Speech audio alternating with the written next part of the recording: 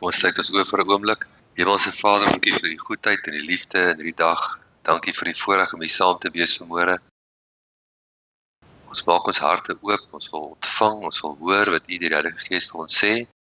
Ons wil hierdie woord in ons hart bewaar, dat hierdie woord ons kan versterk, dat hierdie woord ons kan lig gee.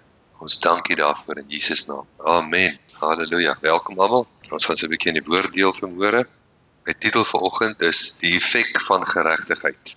Die effek van geregtigheid. En ek wil weer kyk na die onderwerp van geregtigheid. Ek lees met oopmaak by 2 Korintiërs hoofstuk 5, 2 Korintiërs 5, en daar is 2 verse wat ek daar wil lees, vers 17 en vers 21. 2 Korintiërs 5 vers 17 sê, daarom as iemand in Christus is hy 'n nuwe skepsel. Die ou dinge het verbygegaan.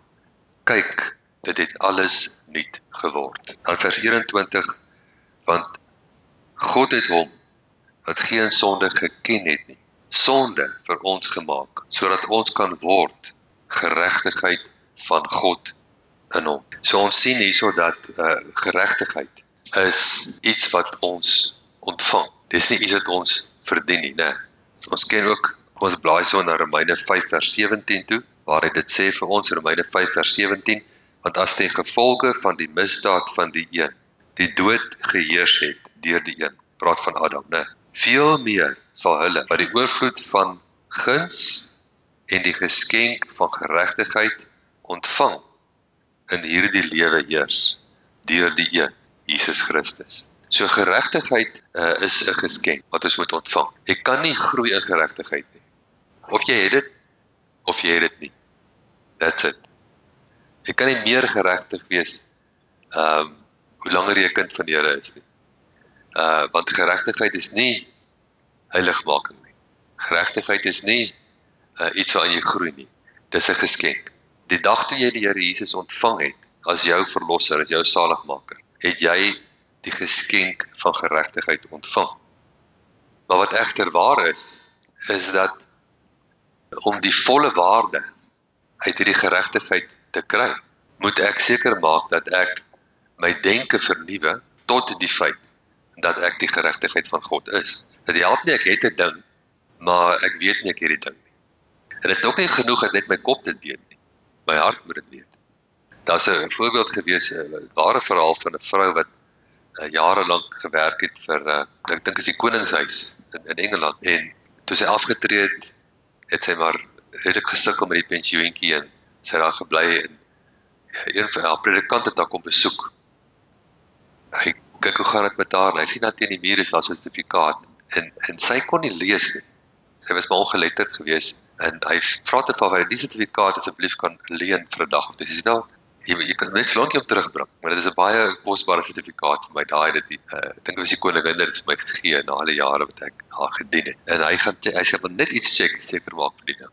Hy kom terug en hy sê dit is so. In daai sertifikaat is daar vir haar 'n erfporsie, 'n ding nagelaat, waar sy 'n huis kry en geld kry en ek weet nie wat alles.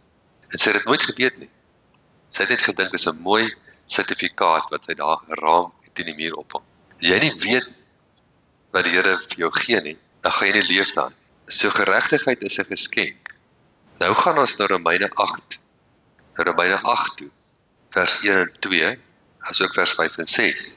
Daar staan, daar is dan nou geen veroordeling vir die wat in Christus Jesus is nie, vir die wat nie na die vlees wandel nie, maar na die Gees. Want die wet van die Gees, van die lewe in Christus Jesus, het my vrygemaak van die wet van die sonde en die dood. Dan vers 5.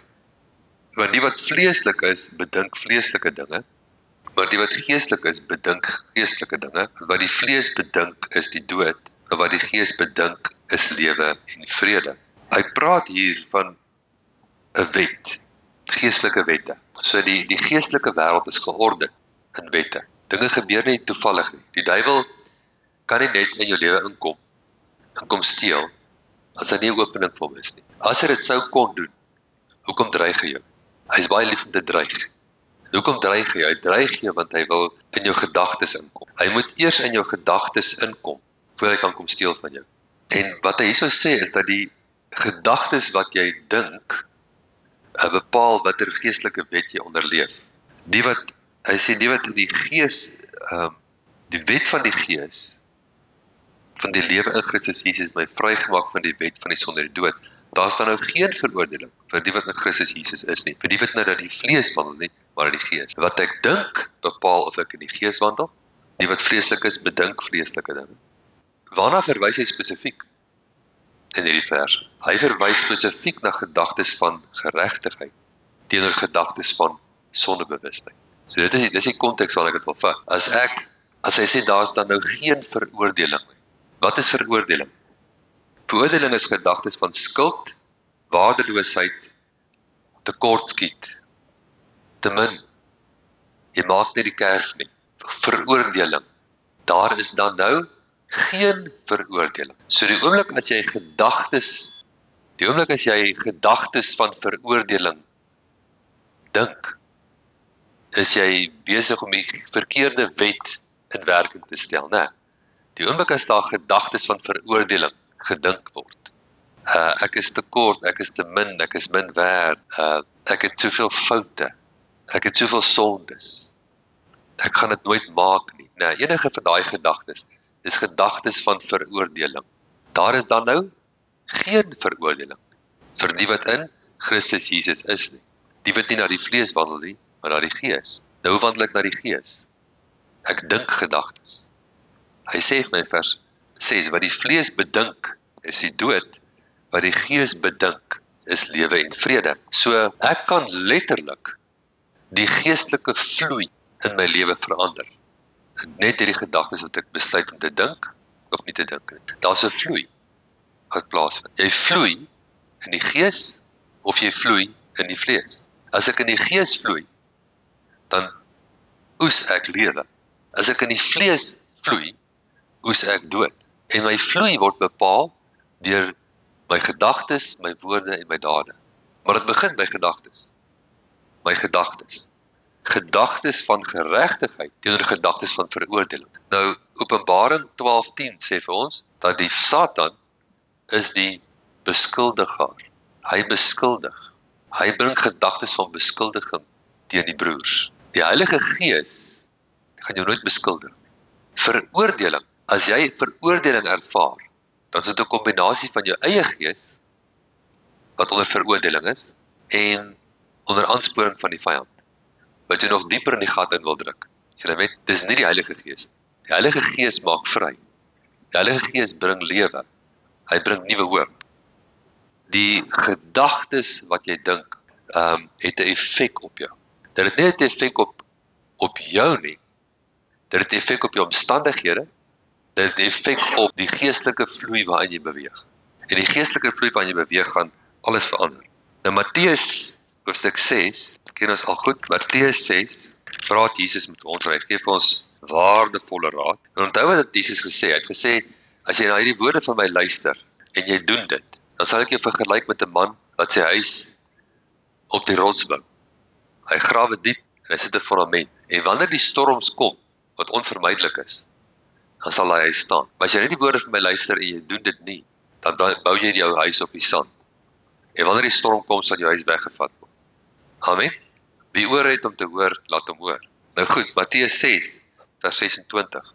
Kyk na die voëls van die hemel. Hulle saai nie, hulle oes nie. Hulle bring nie bymekaar in skure nie. Tog voed julle hemelse Vader hulle. Is julle nie baie meer werd as hulle nie? Hy het nou vir ons gesê, waarna jy kyk, bepaal wat jy kry. Wanneer jy kyk, bepaal die hoeveelheid lig wat jy het. As jy reg kyk, baie lig. Verkeerd kyk, duisternis. Nee, nou sê hy vir waarna om te kyk. Hy sê, kyk na, dink oor, mediteer oor, bepeins jou waarde. Bepeins dit. Jy sien vir geregtigheid, om sy volle effek in jou lewe te hê. Help dit nie, jy weet daarvan, maar jy bepeins dit nie. Dit is nie genoeg om in 'n kerk te wees wat geregtigheid preek nie. Dis 'n goeie begin, maar jy moet 'n stapie verder gaan. Jy moet die geregtigheid vasmaak. Niemand anders kan geregtigheid vasmaak in jou lewe as jy nie. Jy moet dit vasmaak.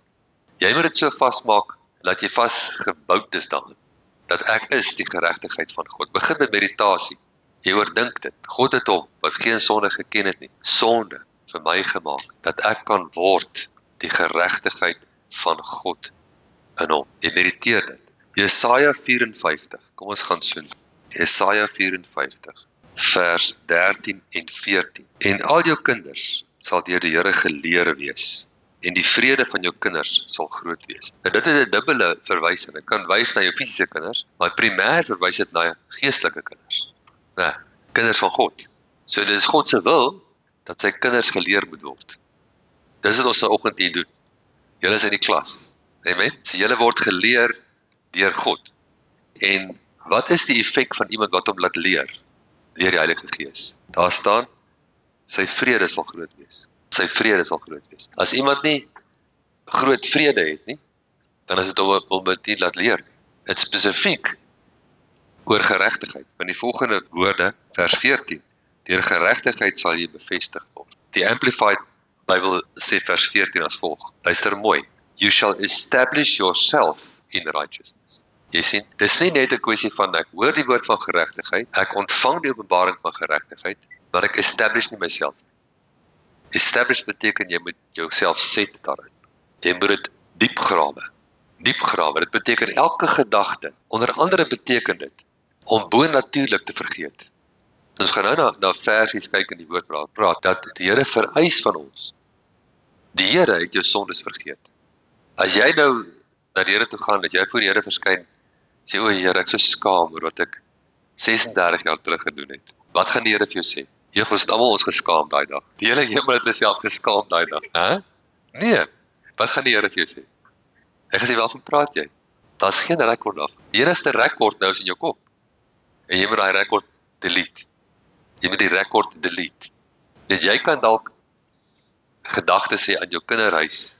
Ek herinner die dag dat deur Parys, daar's 'n vriend van my wat ek altyd by gekuier het toe ek op skool was. Hulle daar in Boomstraat gebly.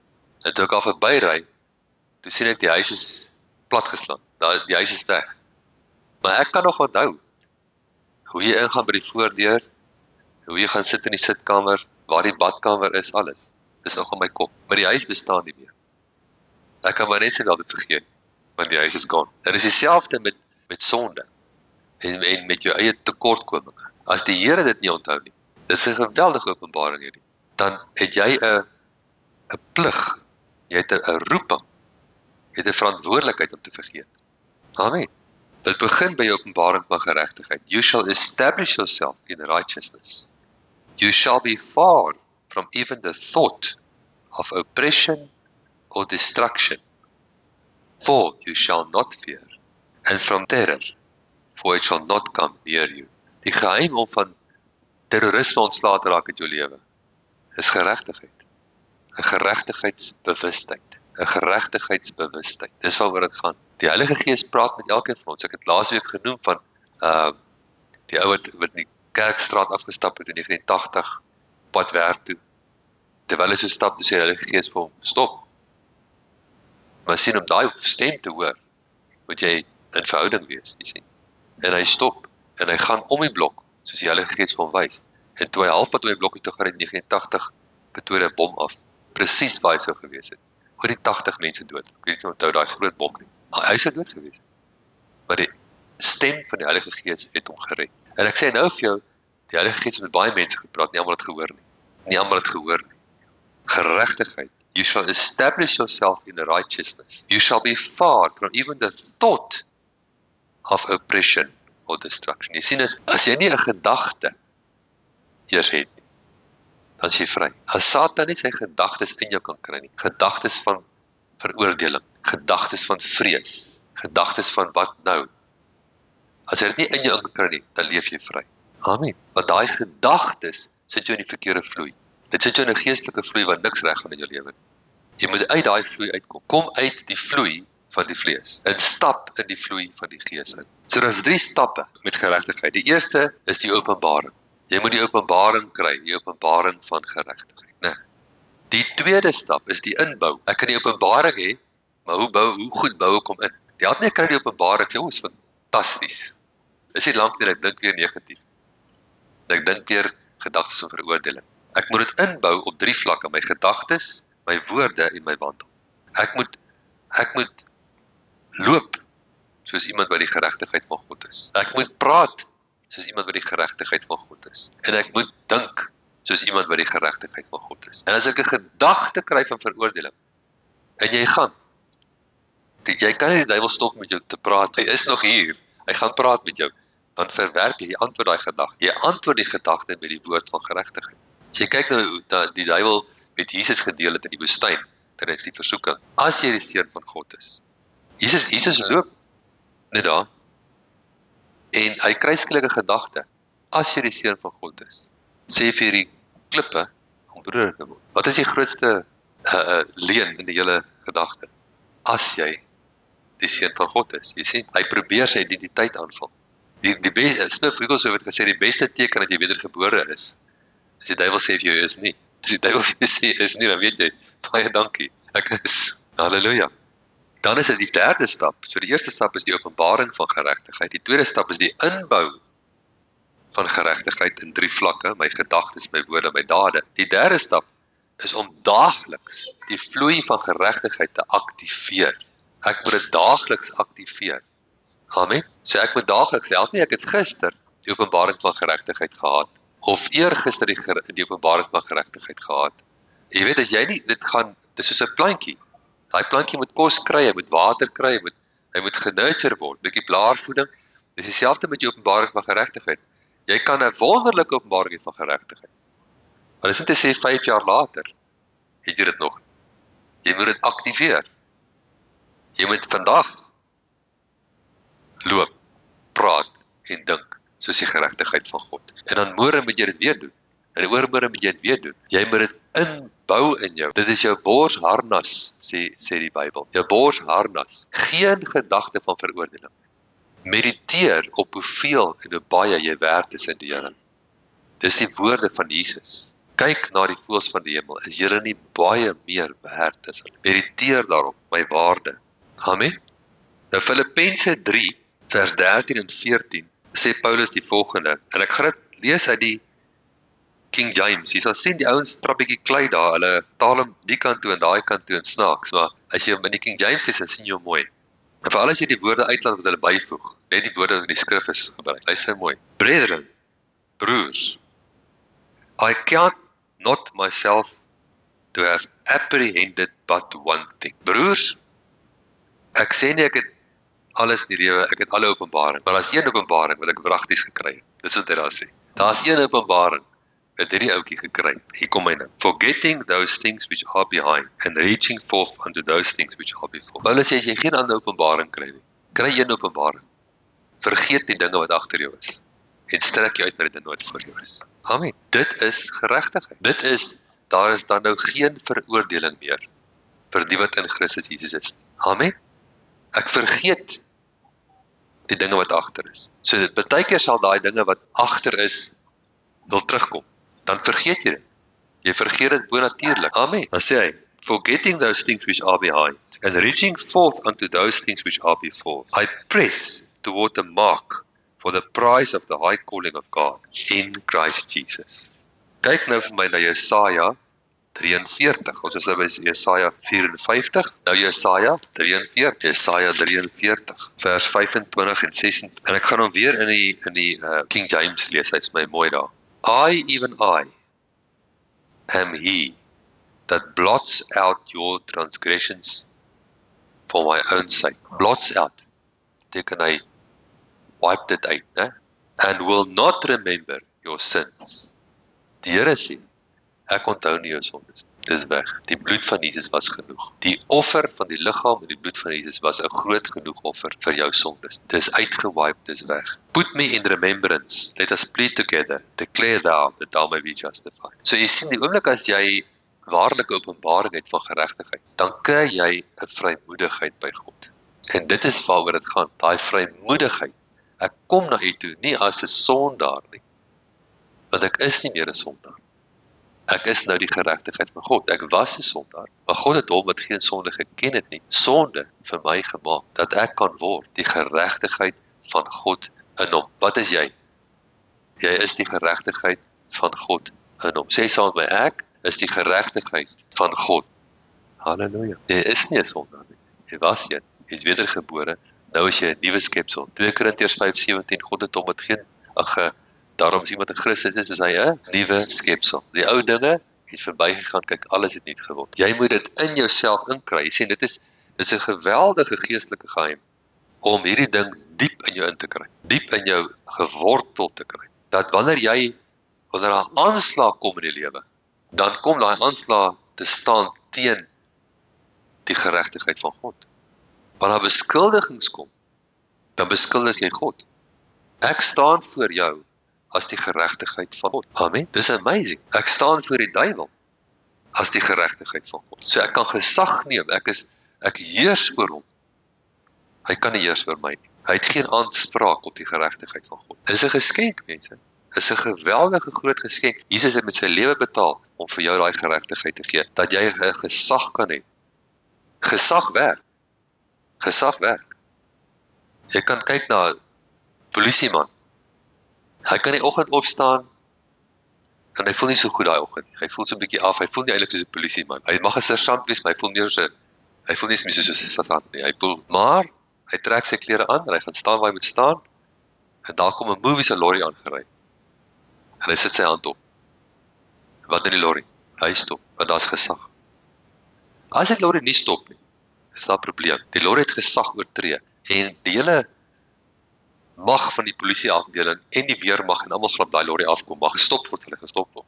Hy het vir groter moeilikheid gesoek as wat hy ek wil die ouetjie kan hom nie stop met sy hand, maar as gesag. Julle weet my, jy het gesag in die geestelike riem. Die krag is van God af, maar jy kry dit as gesag. Jy is die geregtigheid van God. Markus 11, kyk 'n bietjie wat leer Jesus vir ons oor geloof. Markus 11, vers 23 tot 25. Want voorwaar ek sê vir julle, dat elkeen wat vir hierdie berg sê, hef jou op, werp jou in die see, en nie in sy hart twyfel nie, maar glo, dat wat hy sê sal gebeur. Hy sal verkry net wat hy sê. So jou woorde is heilig, jou woorde is geweldig belangrik, dat jy sal kry wat jy sê. Moenie jou lippe uitleen vir die duiwel nie. Daarom sê ek vir julle, alles wat julle in die gebed vra, sodat julle dit ontvang, julle sal dit kry. So om dit te kry, moet jy eers glo jy ontvang dit, wanneer jy bid. En wanneer julle staan en bid, vergeef as julle iets teen iemand het. Wie is die eerste persoon wat jy moet vergewe in jou lewe? Jouself. Jy sien, as jy nie jouself vergewe het nie, dan het jy nog nie jou sondes vergeet nie, dat jy nog nie die openbaring van geregtigheid nie, en dan gaan die berg nie skuif nie. Amen? Want jy het nie gesag nie, jy onderwerp jou nie aan gesag nie. En dit is die Israelitiese probleem in Romeine 10. Hulle is nie onderwerp aan die geregtigheid van God nie. Hulle het hulle eie geregtigheid probeer oprig deur werke. En hulle nie onderwerp aan die geregtigheid wat 'n geskenk is. Jou eie gees kan nie in aksie kom as hy in veroordeling is nie. Dis 'n groot rede vir falings. As jou gebed nie wil werk nie, jy kry nie 'n deurbraak wat jy moet kry nie, is jy vergewe nie jouself nie.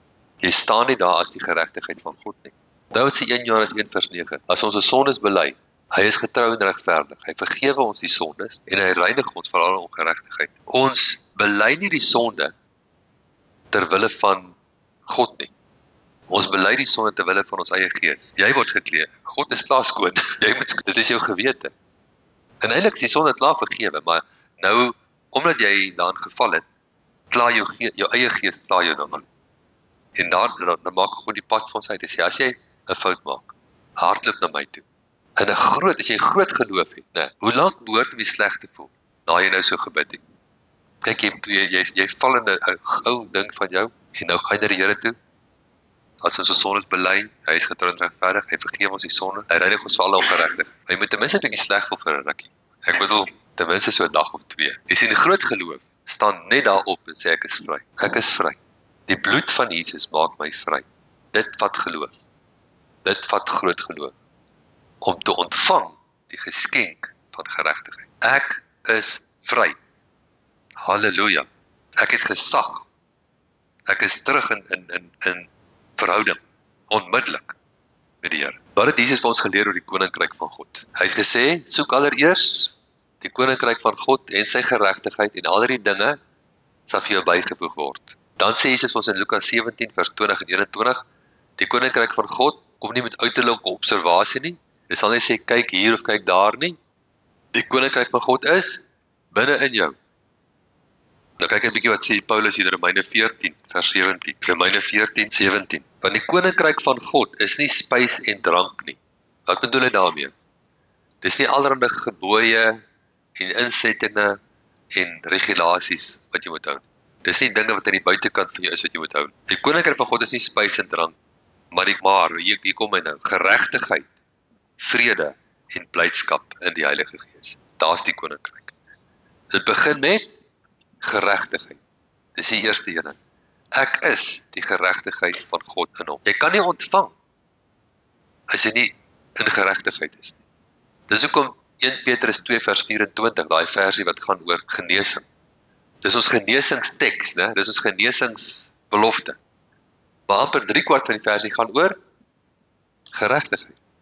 Hy sê, hoe is die King James sê hom so mooi, 1 Petrus 2 vers 24, who his own self bore my sin in his own body on the tree, that I, being dead to sin, can be alive unto righteousness. By his stripes I am healed. Jy moet daai mediteer daai versie. Die koninkryk van God is geregtigheid, en wat bring geregtigheid? Vrede, en wat bring vrede? Blydskap in die Heilige Gees. Ek het oorwinning, ek het die deurbraak. Jesaja 32 vers 17. En die werking van die geregtigheid sal vrede wees. En die voortbrengsel van die geregtigheid, rus en veiligheid tot in ewigheid. Sien, dit gebeur as jy die geregtigheid set in jou. As jy dit mediteer, as jy jou gedagtes rondom dit begin, vat daai versies, vat 2 Korintiërs 5 vers 21, vat 2 Korintiërs 5 vers 17, vat 1 Petrus 2 vers 24, jy begin dit mediteer, jy oordink dit. God het hom wat geen sonde geken het nie, sonde vir my gemaak, dat ek kan word die geregtigheid van God in hom. Ek is sy geregtigheid. Jy mediteer dit, en wanneer jy daai aanslag kry van die vyand, dan antwoord jy dit. Nee, ek is die geregtigheid van God. Ek is meer as oorwinnaar deur hom wat my liefhet. Jy sien, jy antwoord dit, jy oordink dit, jy mediteer dit, jy praat dit. As jy met jou, een manier wat jy kan ingebou kry in jou, is deur dit hardop te spreek. Want Romeine 10 leer dit vir ons. Romeine 10 sê, naby jou is die woord, in jou mond en in jou hart. Let op die volgorde. Eers in jou mond en dan in jou hart. So as ek sien, maar ek sukkel 'n bietjie met daai openbaring van geregtigheid. Ek check myself, en as ek in 'n moeilike situasie kom, dan is dit bietjie flou. As my geregtigheid te flou, wat moet jy doen? Bou dit dieper in. Hoe bou jy dit dieper in? Sit dit in jou mond. Begin dit net te spreek oor jouself. Sommige op jouself, op jou eie, as jy daar die kar ry, dan sê jy hierdie versie, sê dit hardop, met jou eie mond, dat jou eie ore dit kan hoor. Amen. Ek is die geregtigheid van God in hom. Halleluja. Ek weet John G. Lake, hy het groot wonderwerke deur sy lewe plaasgevind. Kragtige genesings. Nou, hulle sê, hy het altyd so in die spieël gekyk, hy het altyd 'n netjiese pak klere aangetrek. Kyk hy so in die spieël en sê hy, God is in hierdie man. God is in hierdie man. Amen. Jy sien, dis geregtigheid. God is in hierdie man. Jy kan ook so in die spieël kyk. Sê, God is in hierdie vrou. God is in hierdie man. Die Almagtige is in my. Groter is hy wat in my is, as hy wat in die wêreld is. Dis beter om sulke goed te sê en te dink as al die gemors van die wêreld. Amen. Die mense sê, maar jy kan nie 24 ure 'n dag in vreugde en vrede wees nie. Daar's mense wat 24 ure 'n dag in bekommernis is. Amen. Dit beteken jy kan 24 ure 'n dag in iets wees, dit kan net soveel vrede en vreugde wees, as wat dit bekommernis is. Jy's 24 ure 'n dag in iets, in een of ander vloei. Jy kies die vloei.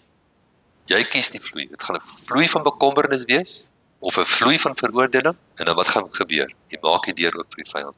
Of dit gaan 'n vloei wees van vreugde, en 'n vloei van vrede, en 'n vloei van geregtigheid. Jy kies die vloei waarin jy leef. Niemand anders kies daai vloei vir jou nie. Efesiërs 1 vers 7. Kom ons lees dit saam. Efesiërs 1 vers 7. In hom het ons die verlossing deur sy bloed, die vergifnis van die misdade, aan die rykdom van sy genade. Halleluja. In hom het ons die verlossing deur sy bloed, die vergifnis van die misdade, aan die rykdom van sy genade. Jy sien, dis nie net 'n versie nie, dis God se woord. Dis vol krag. Dis amazing. Jy moet dit in jou inbou, in hom. Ek is in hom. As jy in Christus is jy 'n nuwe skepsel. Die dag toe jy Jesus aangeneem het hy in jou ingekom en jy het in hom ingegaan. Amen. Ons is in mekaar. En in hom het ons die verlossing deur sy bloed. Jy het verlossing van enige omstandighede in jou lewe. Daar is geen omstandigheid wat kan wen nie. Mits jy jouself hou in hierdie geestelike posisie. Mits jy nie die omstandighede toelaat om in jou te kom. Dis ook in Jakobus 1 sê, my broers, ag dit louter vreugde. Count it all joy when you fall into diverse temptations, testings and trials. Nie oor die testing nie. Ten spyte van die testing. Jy count it joy want jy weet iets. Wat weet jy? In hom het ek oorwinning. In hom het ek verlossing. Hierdie toets kan nie wen in my lewe nie. Kan nie wen nie. Dit is onmoontlik. Want in hom het ek die oorwinning. Halleluja. Ok, nou gaan ons na Hebreërs 10 toe. Hebreërs hoofstuk 10, gaan ons mooi in detail na kyk. Want die wet, vers 1, wat 'n skaduwee het van die toekomstige gewelddade, nie die beeld self van die dinge nie, kan nooit deur dieselfde offers, wat jaar na jaar gedurig gebring word, die wat toetree tot volmaaktheid lei nie. So jy kan sien dat die doel is volmaaktheid. Hy noem actually, maar met godsdienst sê vir jou, nee, moenie daai woord gebruik nie. Volmaak. Net God is volmaak. Niemand van ons is volmaak, maar hy praat ook daarvan. Hy sê die wet kon dit nie doen nie, tot volmaaktheid lei. Anders, as die wet dit kon doen, sou hulle opgehou het om geoffer te word, omdat die wat die diens verrig, nadat hulle eenmaal gereinig is, geen bewussyn meer van sonde sou gehad het. Jy sien daai ding, daai bok en daai bil, wat hulle geoffer het in die Ou Testament, was nie 'n volmaakte offer nie. Nou wat nie 'n volmaakte offer was nie, kon dit nie jou waarlik skoon maak nie. Dit kon net bedek. Die bloed van bulle en bokke kon net bedek. Dit kon nie skoon maak nie. Die bloed van Jesus bedek nie sonde nie, julle. Dit maak dit skoon. Maar in die offers, daai offers, die onvoldoende offers, kom ons noem dit die onvoldoende offers, en daai onvoldoende offers, is daar 'n herinnering aan die sondes. So as jy nou nagmaal hou, en jy sê, tydens die nagmaal, dis 'n herinnering aan ons sondes, dan mis jy die boot. Amen? En dan sê jy in effek, dat die bloed van Jesus is 'n onvoldoende offer. Dis nogal ernstig. Ek is bly, dis nie ek wat dit sê nie. Amen? Is die bloed van Jesus voldoende of onvoldoende? Dis 'n voldoende offer, né? As daar 'n voldoende offer is, dan is daar geen herinnering aan sondes nie. Die nagmaal is nie 'n tyd om sondes te onthou nie, glad nie. Dis 'n tyd om weg te draai van sonde af, ja. Maar ons gee nie sonde die plek nie. Ons gee die Here die plek. Amen. Want die bloed van bokke en bulle en bokke kan onmoontlik die sonde wegneem. Kring daai woordjie, wegneem. Daarom sê hy, as hy in die wêreld inkom, slagoffer en spysoffer wou u nie hê nie, maar hy het vir my 'n liggaam berei. Brandoffers en sondoffers het u nie behaag nie. Toe het ek gesê, kyk, ek kom in die boekrol is dit vir my geskrywe, om u wil te doen, o God. Dis in Psalm 40. Dit is geskryf in Psalm 40. Jesus het homself ontdek in Psalm 40. Nadat hy bo gespreek het, slagoffer, spysoffer, brandoffer, sondoffer wou u nie hê nie, het u nie behaag nie, wat volgens die wet geoffer was. Het hy daarna gesê, kyk, ek kom om u wil te doen, o God. Hy neem die eerste weg om die tweede te stel. Deur hierdie wil, wat wil? Die wil van God. Dan kom ons staan 'n oomblik stil. Wat is die wil van God? Die wil van God is bekend. Amen. En die woord sê vir ons in Efesiërs 5 vers 17. Sê hy vir ons, moenie clueless wees nie. Word wakker en weet wat die wil van God is. Amen. Moenie sê, niemand weet wat die wil van God is nie. Jy's clueless. God se woord is sy wil. As sy woord nie sy wil was nie, dan maak jy hom 'n leienaar. Amen. En wat sê Galasiërs 1 vers 3 en 4? Hou jou plek daar, oor die wil van God, wat die wil van God is. Ons sny so 'n paar versies aan. Vers 4, wat homself gegee het vir jou sondes, sodat hy jou kan uitred uit die teenwoordige bose wêreld, volgens die wil van ons God en Vader. Halleluja. Wat homself gegee het vir jou sondes, sodat hy jou kan uitred uit die teenwoordige bose wêreld, volgens die wil van ons God en Vader. Dan ook in 2 Korintiërs 1 vers 20, want hoeveel beloftes van God daar ook mag wees, in hom is hulle ja, en in hom, amen, tot heerlikheid van God deur ons. Dit is nie soms ja, en soms nee nie. Dis 'n cop-out. Dit is ja en, amen. As jy nie ontvang nie, is dit die Here se skuld. Die beginsel om te ontvang, is set jouself in geregtigheid. Vergewe jouself eers. As jy jouself nog nie mooi vergewe het nie, gaan jy nie ontvang. Jy oortree 'n geestelike wet. Geestelike wette is so swaartekrag. Daar's nie uitsonderings op die wet. Daar's nie 'n televisieflits in die oggende, swaartekrag waarskuwing. Almal onder 10 kg, bind 'n gewig in julle voete vas vandag nie, want die swaartekrag gaan fluktueer. Nee, dis 'n konstante. Hierdie geestelike wette is konstant. Of jy leer hoe hy werk, of hy werk teen jou. Hy gaan nie uitsonderings maak vir jou. Nou is ons weer terug by Hebreërs 10, vers 9. Kyk, ek kom om u wil te doen, o God. Wat is hy wil? om ons vry te koop, om ons te red uit die teenwoordige bose wêreld. Kyk, ek kom om u wil te doen, o God. Kyk, ek kom om u wil te doen, o God. Wat is sy wil? Om jou vry te koop, om jou te red uit die teenwoordige bose wêreld. Hy neem die eerste weg om die tweede te stel. Deur hierdie wil is ons geheilig, deur die offer van die liggaam van Jesus Christus, net eenmal. Jy sien, die feit dat dit 'n volmaakte offer is, beteken net een offer is nodig. That's it. Dit moet nie oor en oor gedoen word. Jy hoef nie te offer nie. Amen? Jy hoef nie te offer nie, Jesus het geoffer. Jy moet dit net vat. En elke priester staan wel dag vir dag om die diens waar te neem en dikwels dieselfde offers te bring, wat tog nooit die sondes kan wegneem nie. Hulle wil offer en offer en offer. Hulle wil teen 120 trappies opklim met hulle knieë, tot die knieë bloei. Hulle wil offer. Dit sal nooit goed genoeg wees nie. Jy kan nie self dit doen nie. Hy het dit gedoen. Jy moet dit vat. Jy moet net deur geloof dit vat. That's it. Maar Jesus het, luister mooi, nadat hy een offer vir die sondes gebring het vir altyd. Komma, die komma is na die altyd. Jesus het, luister mooi, nadat hy een offer vir die sondes gebring het, forever, vir altyd, komma, gaan sit aan die regterhand van God. Hy het nie vir ewig daar gaan sit nie. Kom ons weer terug. Waar het hy sê, kom binnekort. En wag nou verder, totdat sy vyande gemaak is, sy voetbank van sy voete. Nou, hoe kan Jesus wag, dat sy vyande gemaak word 'n voetbank van sy voete? Want hy het vir ons geregtigheid gegee. En geregtigheid is ons wapen. Hy kan wag, want, vers 14, deur een offer het hy vir altyd volmaak gemaak, die wat geheilig word. Hy kan wag, want deur een offer het hy vir altyd volmaak gemaak, die wat geheilig word. Die dag toe jy Jesus aangeneem het, het jy vir altyd volmaak geword. Amen. Ja, jy het nog jou vlees om mee te deel en al daai goedjies. Maar jou gees is volmaak. Jy staan voor hom volmaak. Deur sy bloed, deur sy offer.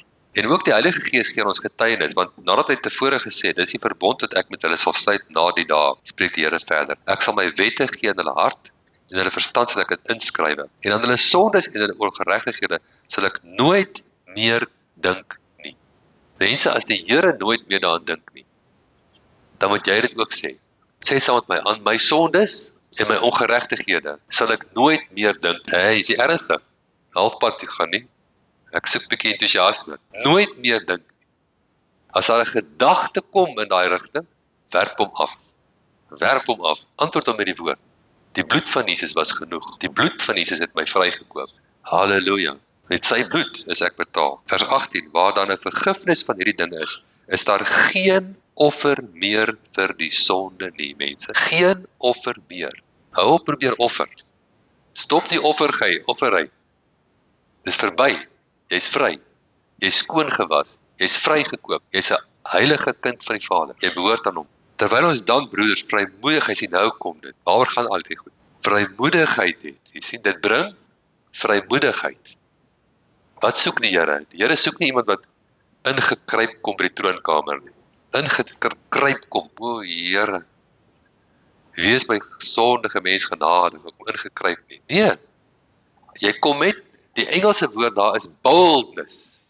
Daar's 'n versie in Spreuke wat sê, in die Engels, ek ken hom in die King James, hy gaan as volg, hy sê, the wicked flee when no man pursueth. The wicked flee when no man pursueth. But the righteous are bold as a lion. Halleluja.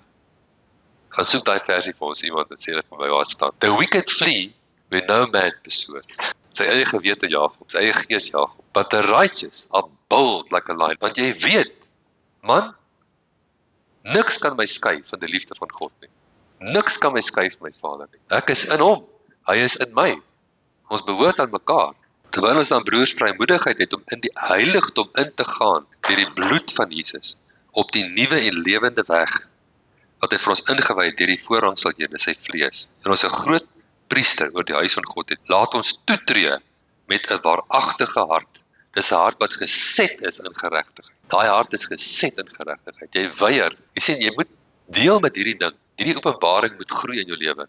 Jy moet werk daaraan, want dit is 'n sleutel om enigiets te ontvang wat jy wil hê van Here. Dis 'n sleutel hierdie. Ons kan nie te veel tyd daaraan spandeer nie. Dit is 'n sleutel. Jy moet in jou diep in jou onderbewussyn moet jy weet jy's die geregtigheid van God. En jy sal agterkom wat in jou is wanneer jy in 'n toets kom. Dis toevallig hoe ons maar werk. As ons in 'n toets kom, dan kom ons baie vinnig agter hoe diep is daai openbaring. Maar jy kan nie tot wag tot die toets kom en dan begin werk in die Openbaring nie. Jy moet, wanneer die storm kom, dan moet die fondament klaar gegrawe gewees het. Diep gegrawe. Daai fondament op die woorde van Jesus. Jesus se woorde is, mediteer, kyk na hoeveel jy werd is. Dink oor hoeveel jy werd is. Bepeins hoeveel jy werd is. Amen.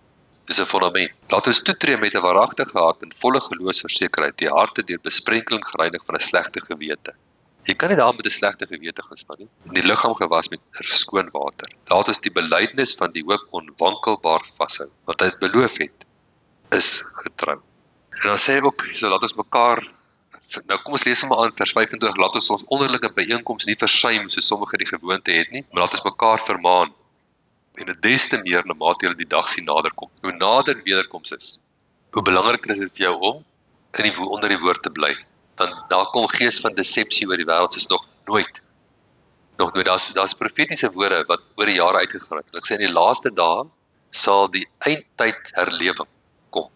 In die eindtyd herlewing sal dieselfde krag en salwing hê as al die herlewings wat saamgeplaas het, plaasgevind het oor die eeue in een. Dit beteken ons gaan meer wonderwerke sien as wat ons ooit gesien het, meer krag sien as ons ooit gesien het, maar ook meer opposisie kry as ons ooit gesien het. Maar jy het nie probleem daar nie, want jy is vol vrede en vol vreugde en vol geregtigheid en vol krag. Amen. En die mense wat daai fondament van die woord gegrawe het en hom ingebou het, gaan met vleiende vaandels. Ons leef in oorwinning.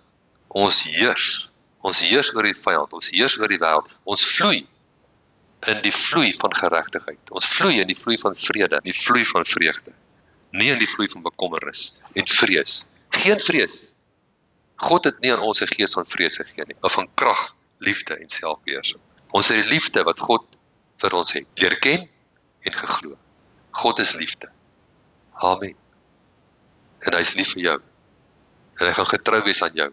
Maar vat sy woord, vat hierdie woorde wat ons vanoggend gehoor het, maak dit vas in jou gees, mediteer dit, maak dit jou doelwit om in hierdie dae wat kom, jou gedagtes te beheer, jou woorde te beheer, en die woord te besef dat hierdie woord bevat bonatuurlike krag. Wanneer hierdie woord kontak maak met die gees van die mens, dan gebeur daar 'n bonatuurlike ding. Iets wat nie sou gebeur het sonder die gees in die woord wat kontak maak nie. Sit hom in jou mond, kry hom in jou ore en kry hom in jou gees. As hy in jou gees is, dan gaan jy ontploffing sien plaasvind. Ontploffing van die krag van God in jou lewe. Amen. Kom ons bid saam. Hemelse Vader, ons dankie vir die voorreg om die woord te kon hoor. Dankie dat ons vrygekoop is deur die bloed van Jesus, dat ons die geregtigheid van U kan wees in hierdie aarde. Halleluja. Geen veroordeling. Daar is geen veroordeling vir ons. U het ons sondes verwyder, sover as die ooste van die weste. En ons staan volmaak voor U, deur die bloed van die lam. Ons dankie daarvoor. Ons is nou die geregtigheid van God in Jesus. En ons dankie daarvoor, in Jesus naam. Amen. Halleluja.